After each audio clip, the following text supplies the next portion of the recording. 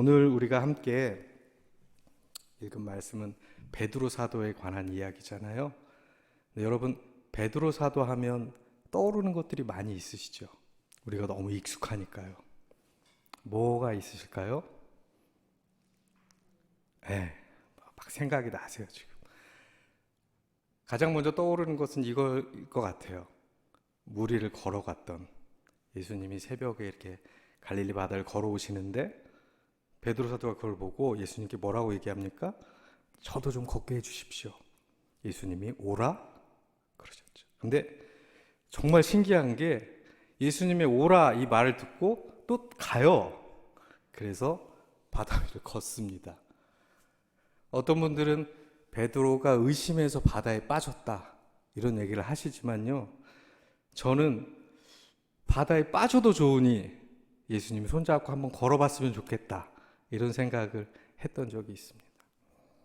여러분, 또 그 변화산에서 베드로 사도가 어떤 얘기를 하죠? 예수님이 영광스럽게 변화하시니까 아이고 예수님, 여기가 좋사오니 제가 초막 3개를 짓겠습니다.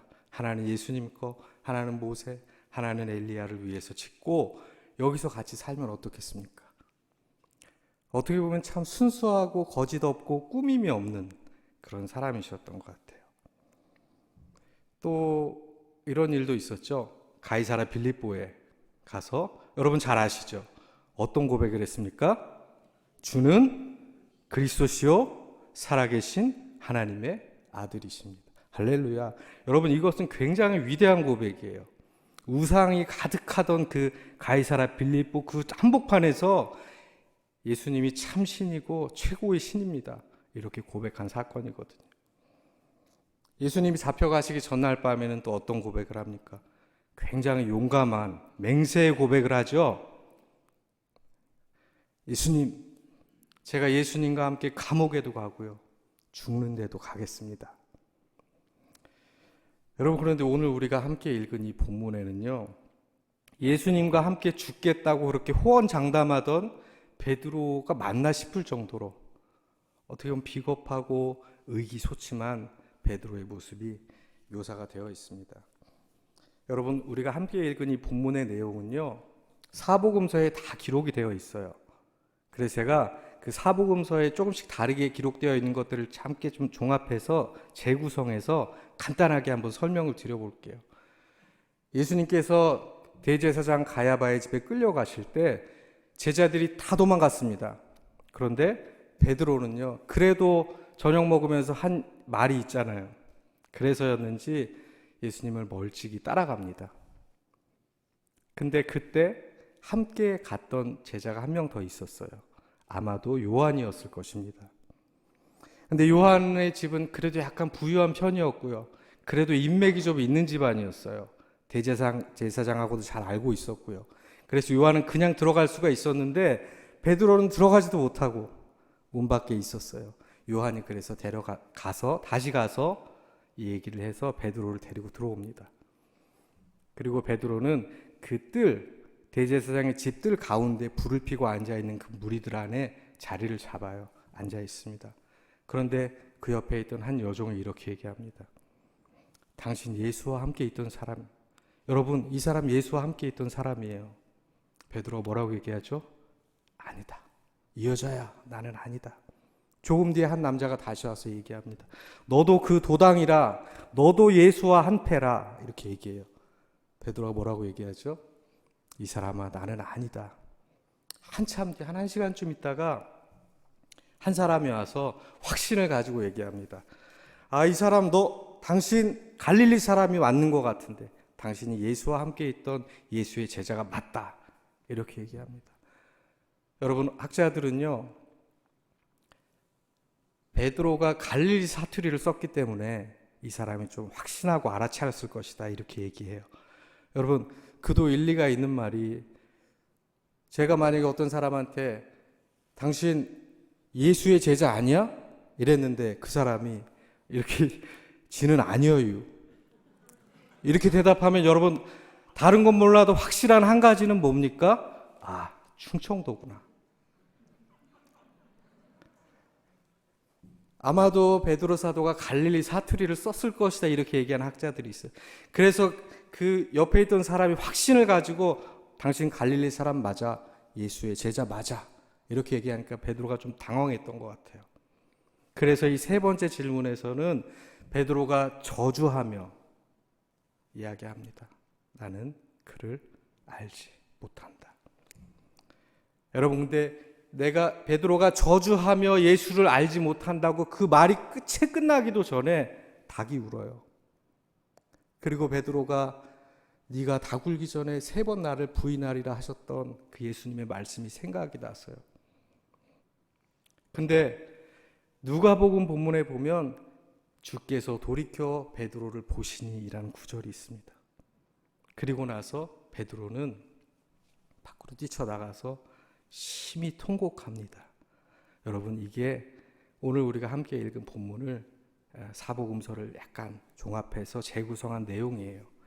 여러분, 그런데 오늘 이 본문을 조금 더 잘 이해하기 위해서는 몇 가지 질문을 더 해야 합니다.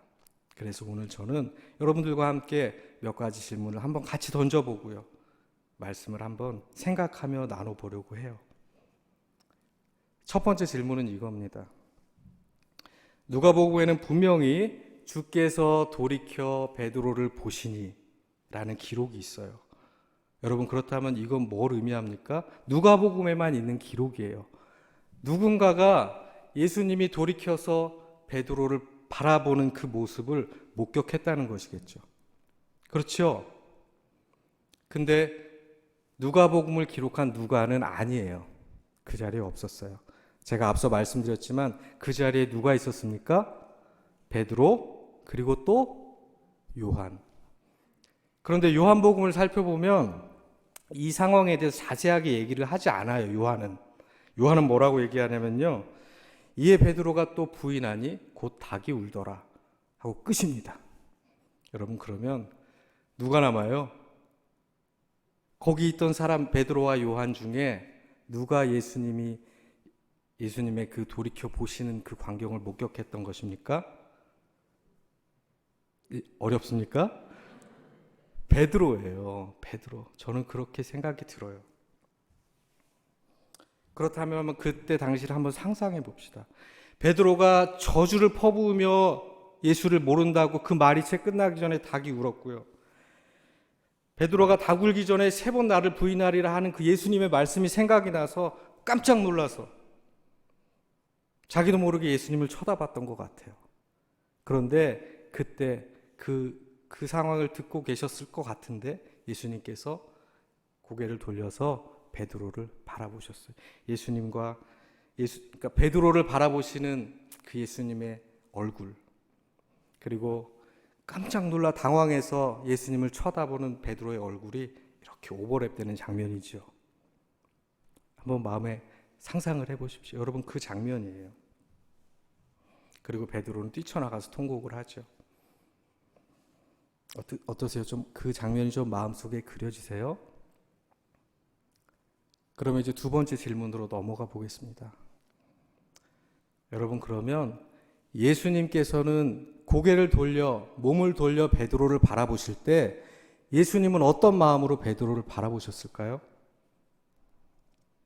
짐작은 가시죠?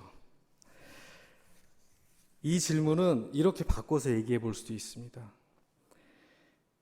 예수님의 눈에서 도대체 무엇을 보았길래 베드로는 그렇게 뛰쳐나가서 심하게 통곡하며 울었을까요? 여러분, 오늘 본문에 심이라는 단어가 사용됐죠. 이 단어는 굉장히 신약 성경에서는 베드로 사도가 우는 그 장면을 묘사할 때만 사용됐어요. 딱 2번. 그러니까 이 말은 뭐냐면 그렇게 심하게 우는 사람이 별로 없었던 거예요. 신약 성경에 기록될 만큼. 굉장히 뭔가 슬픔에 가득해서 내지는 되게 고통스럽게 내지는 아무튼 이 마음속에 있는 모든 것들 토해내면서 울었던 것 같아요. 과연 베드로는 예수님의 눈에서 뭘 보았길래 그렇게 울었을까요? 저는 이 말씀을 묵상하다가 갑자기 이런 생각이 났습니다. 제가 이렇게 어렸을 때 그렇게 많이 장난꾸러기는 아니었어요. 그렇게 보이시죠? 근데 그래도 어린아이니까 장난치고 좀 이렇게 잘못하고 그러잖아요. 근데 저희 어머님은 좀 엄하게 혼내는 편이셨어요. 그런데 어머니 뭐 종아리도 맞기도 하고. 근데 어머님이 엄하게 혼내실 때는 울기는 울지만 찔끔찔끔 참아요. 그래 참는데 저희 어머님은 항상 혼낼 거를 다 혼내시고 나서는 이렇게 제가 저 구석에 이렇게 의기소침해 있으면 항상 이러셨어요. 이리 오라고 했어요. 그리고 제가 쭈삣쭈삣 가면 저를 꼭 안아주시고 이렇게 토닥토닥 해주셨거든요. 여러분, 그런데요, 이상한 건 참았던 눈물이 그때 터지기 시작하는 거예요. 막 울음보가 터져가지고요, 대성통곡을 하면서 막 숨도 못 쉴 정도로 꺼이꺼이 하고 울어요. 왜 그랬을까요?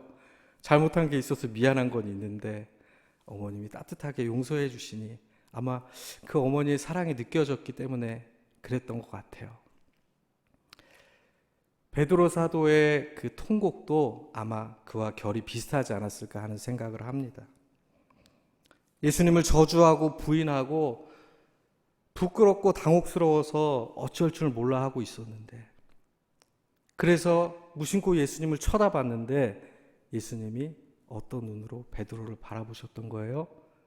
뜨거운 용서의 눈으로 그러니까 예수님이 베드로를 바라보셨던 겁니다. 할렐루야. 예수님은 이미 알고 계셨어요, 사실.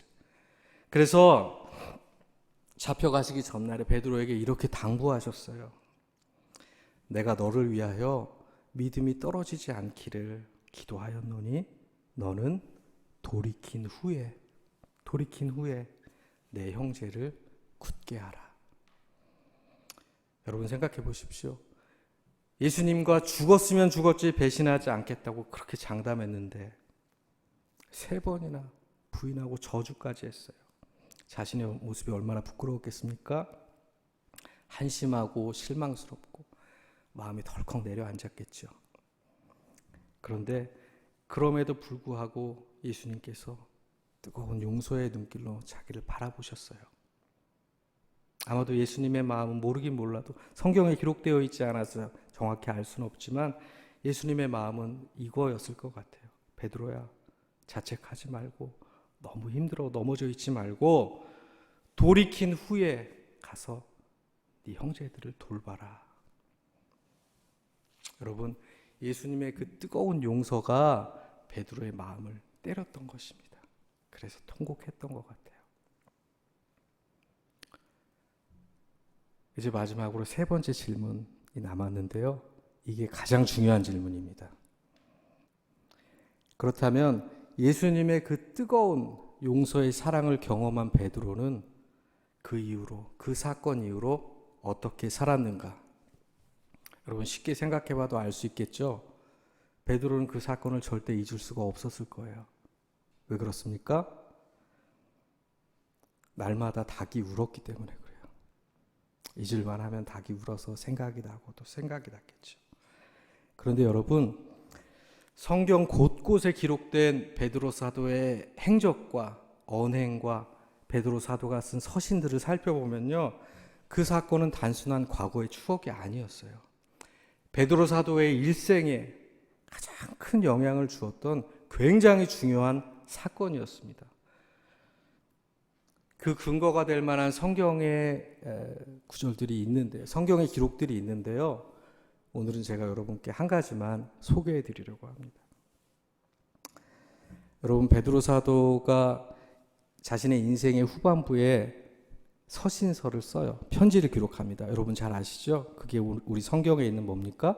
베드로 전후서예요. 베드로 사도가 순교하기 몇 년 전, 아마도 베드로 전후서는 한 AD 한 60년에서 68년경에 기록될 것으로 보는데요. 학자들은 AD 68년경에 베드로 사도가 순교했을 것으로 추정합니다. 그러면 베드로 사도의 인생의 후반부에 기록된 서신이에요. 마치 일종의 유언과도 같은 성격의 서신이겠죠. 여러분, 만약에 여러분이 인생의 마지막 단계에 접어들어서 누군가에게 편지를 쓴다면 어떤 말을 남기시겠습니까? 인생을 살아오면서 가장 중요하게 붙들었던 그 말을 남기겠죠. 후세에게. 베드로전서 서두에 이런 말이 있습니다. 마음으로 뜨겁게 사랑하라. 여러분, 그런데 목사님, 마음으로 뜨겁게 사랑하라 이 말이 뭐 이렇게 특별한 말은 아니잖아요. 이렇게 말씀하실 수 있는데요. 뜨겁게라는 이 말을 사랑하라와 함께 사용한 사도는 베드로밖에 없어요. 신약 성경에 딱 그 표현밖에 없습니다. 뜨겁게 사랑하라. 그런데 흥미로운 것은 베드로 사도가 편지의 전반부에 뜨겁게 사랑하라고 한번 말씀하신 후에 편지를 마무리하며 또 한 번 똑같은 얘기를 해요. 무엇보다도 뜨겁게 사랑할지니. 그리고 나서 한마디 더 하십니다. 사랑은 모든 죄를 덮느니라. 여러분, 그러면 알 수 있겠죠. 베드로 사도가 뜨겁게 사랑하라고 했을 때 그 뜨거운 사랑은 어떤 사랑입니까? 모든 죄를 덮는 사랑이에요. 할렐루야. 여러분, 그렇다면 베드로 사도가 이렇게 그 초대교회 공동체의 성도들에게 여러분 뜨겁게 사랑하세요. 뜨겁게 용서하세요. 뜨겁게 상대방의 죄를 덮어주세요. 마치 유언처럼 그렇게 간절하게 부탁하고 권면했다면 여러분, 베드로 사도의 마음속에 뜨거운 용서, 있던 그 뜨거운 용서는 언제 누구에게 어디서 배웠을까요? 저는 성경을 아무리 찾아봐도요, 그리고 다른 자료들을 아무리 찾아봐도 그날 그 새벽, 베드로 사도가 예수님을 부인했던 그 새벽에 예수님께 받은 그 뜨거운 용서가 밖에 생각이 나지 않았습니다. 할렐루야.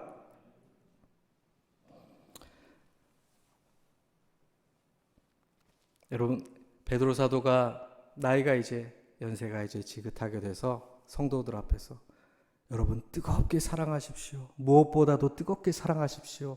사랑은 모든 죄를 덮습니다.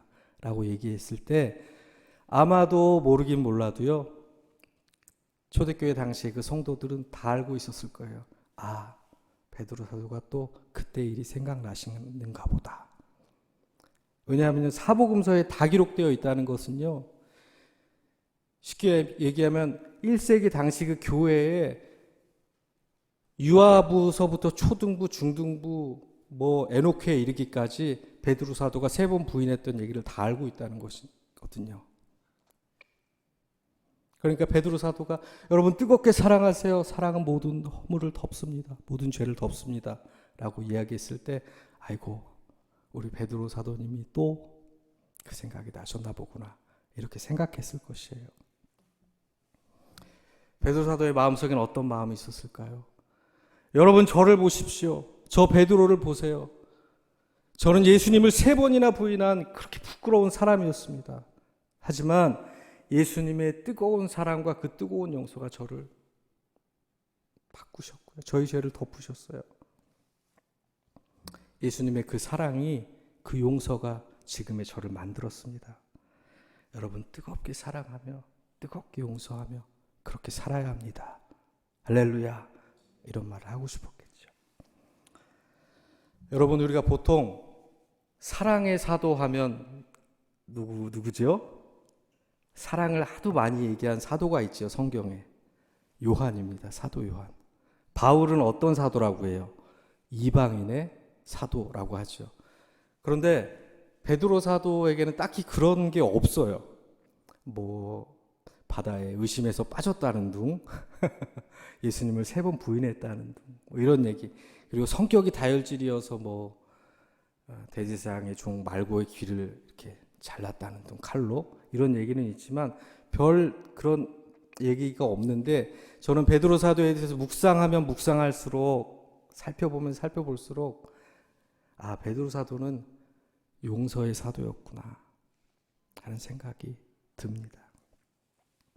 여러분, 우리가 지금까지 3가지의 질문을 던지면서 함께 살펴봤던 이 내용을 정리하면 이래요.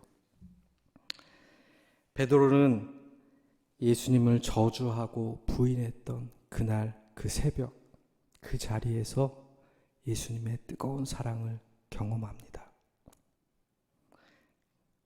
그리고 통곡해요. 그리고 예수님의 그 용서를 꼭 붙잡고 다시 일어납니다. 그리고 자신의 남은 평생 동안 사람들에게 뜨겁게 사랑하십시오. 뜨겁게 용서하십시오. 그렇게 외치며 예수님의 사랑과 용서를 전파하고 가르치다가 그렇게 순교하죠. 교회 전승에 따르면 베드로 사도는 어떻게 순교했습니까? 거꾸로 십자가에 달려서 순교했다고 합니다. 여러분, 우리가 함께 읽은 본문 말씀은요, 베드로가 뛰쳐나가서 통곡하고 심히 울었더라라고 끝나지만요, 사실은 이건 끝이 아니에요. 베드로 사도는 그때 예수님의 용서를 경험하고요, 예수님을 붙잡고 다시 일어났습니다. 그리고요, 평생을 뜨겁게 사랑하세요, 뜨겁게 용서하세요, 그렇게 예수님의 말씀을 전하며 살다가 결국에는 본인이 장담했던 그대로, 내가 주와 함께 죽는데도 가겠다라고 장담했던 그대로 예수님을 따라 순교의 길을 걸어갔던 것이에요. 여러분, 여기가 이야기의 끝입니다. 할렐루야. 다시 말해서 예수님의 뜨거운 그 사랑을 붙들었던 그 순간에 어쩌면 베드로 사도의 인생에서 가장 부끄럽고 수치스러웠을 그 자리가 간증의 자리가 되고요, 사명의 자리가 되었던 것입니다. 할렐루야. 여러분, 우리는 모두 다 부끄러운 사람들이죠. 주를 위해 살겠다고 막 울면서 예수님, 제가 예수님을 위해서 제 생명까지도 드리겠습니다, 제 모든 걸 헌신하겠습니다라고 뜨겁게 기도하다가도 또 어떤 때는 금세 원망하기도 하고요, 돌아서기도 하고요, 부끄러운 생각들로 가득 찰 때가 많고요, 부끄러운 행동들을 할 때가 많고요. 돌아보면 예수님 앞에서 참 부끄러운 사람이에요. 여러분, 제가 그래요. 여러분이 그렇다는 것이 아니고. 근데요, 저는 여러분, 실수하고 넘어질 때마다 부끄러워서 하나님 앞에, 예수님 앞에 기도조차도 못하겠을 만큼 부끄러울 때에도 이렇게 기도합니다. 예수님, 너무 부끄럽고 면목이 없어요. 실제로 이렇게 기도해요. 예수님, 너무 부끄럽고 면목이 없습니다. 하지만 예수님, 너무 부끄러워서, 너무 면목이 없는 사람이라서 그래서 예수님을 더 붙잡을 수밖에 없습니다. 예수님, 도와주세요. 여러분, 혹시 지금 여기 계신 분들 중에 부끄러움의 자리에 계신 분이 계십니까? 여러분, 그러면 통곡하세요. 울면서 회개하세요. 그런데 통곡하고 울고 넘어져 있는 것에서 끝나지 말고요, 예수님을 바라보고 용서의 눈으로 나를 바라보시는 예수님을 붙잡으세요. 그리고 일어나십시오. 할렐루야. 그러면 우리의 그 부끄러움의 자리, 그 자리가 변해서 간증의 자리가 되고 사명의 자리가 될 것입니다. 이것이 오늘 본문에서 우리가 발견할 수 있는 교훈인 것 같아요. 저는 바울 신학을 공부하는 학생입니다. 그런데요, 바울 사도보다 베드로 사도를 더 좋아해요. 제가 그래서 베드로 사도를 이제 혼자 묵상하고 그럴 때마다 즐겨 부르는 찬송이 있어요. 여러분, 혹시 아세요? 김석균 집사님이 작사 작곡한 베드로의 고백이라는 노래예요. 찬양인데 그 찬양의 가사 일부가 너무 마음에 와닿아요. 그래서 제가 이거를 가사를 좀 읽어드릴까 하다가 그래도 멜로디가 있는 거니까 한번 불러드리는 게 낫지 않겠나 이런 생각을 했는데 제가 좀 불러도 괜찮겠습니까? 노래는 잘 못해요. 그런데 이 가사가 오늘 설교의 내용과 너무 와닿아서 제가 한번 용기를 내서 한번 불러보겠습니다. 한번 가사를 좀 묵상해 보시면 좋겠어요. 떨리네요. 내가 주를 잃고 방황했듯 주도 나를 잃고 슬퍼했네. 하지만 나의 눈물보다 주님의 눈물 더 뜨거웠네. 이 세상 어디 숨을 곳 있나. 닭 울음소리 들릴 때마다 사랑하는 나의 주님 모습 스치고 또 스쳐가네. 주님 오실 기약 어찌 잊고 맡긴 사명 모두 잊었던가. 지금도 새벽 딱 울 때면 참회의 눈물로 회개하네. 할렐루야. 원래 제가 처음 두 소절만 부르려고 했는데 두 소절을 부르고 여러분들의 반응을 보니 괜찮은 것 같아서 마지막 소절까지 다 불렀습니다. 욕심을 좀 냈습니다. 할렐루야. 여러분, 오늘 이 새벽에 예수님의 그 뜨거운 용서, 그 뜨거운 사랑 여러분들의 마음에 가득 담고 가시기를 예수님의 이름으로 간절히 부탁드립니다. 우리 시간에 함께 좀 기도하시고요. 함께 소리내서 기도하시고 제가 마무리 기도하겠습니다. 여러분 기도하실 때 예수님, 내가 부끄러움의 자리에 있을 때마다 낙심해서 넘어져 있지 않고 용서의 예수님, 사랑의 예수님 그 손을 붙잡고 일어날 수 있게 도와주십시오. 기도하시고요. 내 부끄러움의 그 자리가 변해서 간증의 자리가 되고 사명의 자리가 되게 해주십시오 라고 기도했으면 좋겠습니다. 우리 시간에 다 같이 한번 반주가 끝날 때까지 함께 기도하겠습니다.